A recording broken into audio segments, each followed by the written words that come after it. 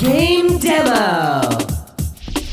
Oh, wow, would you look at that? Now here, it's me with Ryan, and we're gonna take a look at the Sharpshooter peripheral for the PlayStation Move. We're gonna be playing Killzone 3. Ryan, you've been spending some time with this thing. You're the expert here.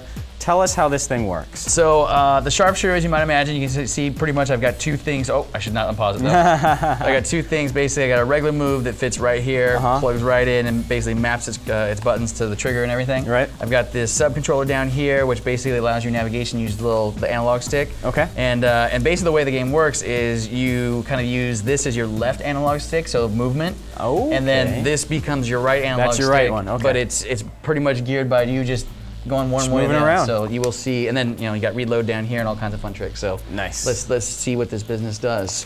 So the first thing you'll see is I'm getting shot, obviously. So let's not get shot. Let me back up over here and see if I can stay alive long enough while we're doing this. So right now you can see if anybody's played Killzone 3, and I guess they haven't, I have. I can tell you that this is different from the way the game works with the controller. Right. So you see the way the EOTech floats around there and lets me move.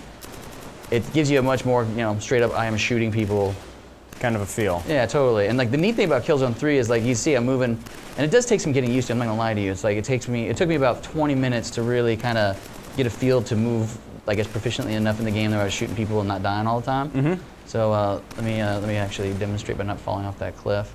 So the real trick to it is once you start playing with the Sharpshooter, it's just the motion that you need to do is a lot more subtle than you think. Yeah. So when you're coming through here and you're moving, it's you can see me, it's I'm barely moving this thing.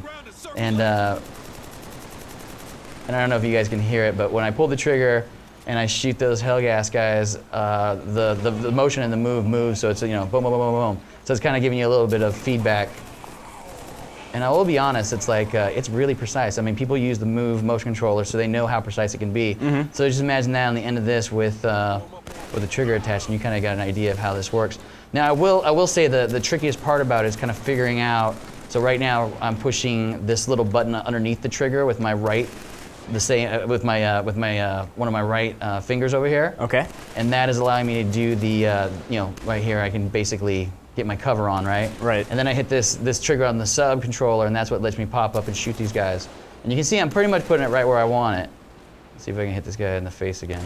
Shoot him. Shoot his face right off. I'm gonna shoot his little. Oh, there's his face. Right in your dumb Hellgan face. So here's it'll automatically reload because in Killzone when you get to the bottom of it, you pretty much are reloading. You can see right there it puts that little target around it, so you can kind of see these guys. So it does have some aids in there, depending on how you want to use it. I mean, right now I can go in the options and turn off the business with this I guess you would say this floating reticle right there. I can get rid of that. It's super customizable that way, right? Because you can adjust the dead zone, totally. the area in the screen where it doesn't move the camera, and it's it seems like you can tweak it pretty thoroughly. Totally, and I'll be honest, it's on the levels in this game. There's about 4 or 5 levels where you're basically kind of riding rail shooter style in a vehicle.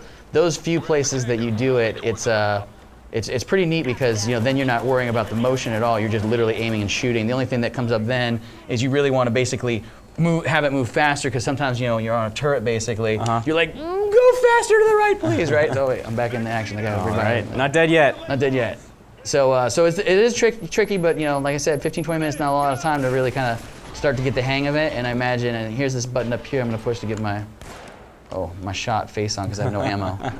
Let me get this business on. So any questions from you, sir? How do the melee attacks work when you're using this gun? The melee attacks, watch it to see if I can actually do it. I'm gonna let me see if I can get rid of one of these guys before I try it. Oh! You gotta watch out for that. There he goes. All He's right, got the life Here gun. goes a melee attack. Let's see if I can actually do it. So you run up and you just jack him. Oh! So you just basically... That's pretty visceral. It is pretty visible. You can see I'm starting to get shot up. And that's the one thing I will say. Close quarter combat, still getting used to it. Yeah, takes a little getting used to. Still getting used to that. All right, cool. Well, Ryan, thanks for showing us how this Sharpshooter peripheral works. Yeah, no sweat. All right, there you guys have it. The PlayStation Move Sharpshooter peripheral. It'll be available to play with the game when Killzone 3 comes out next Tuesday. On with the show.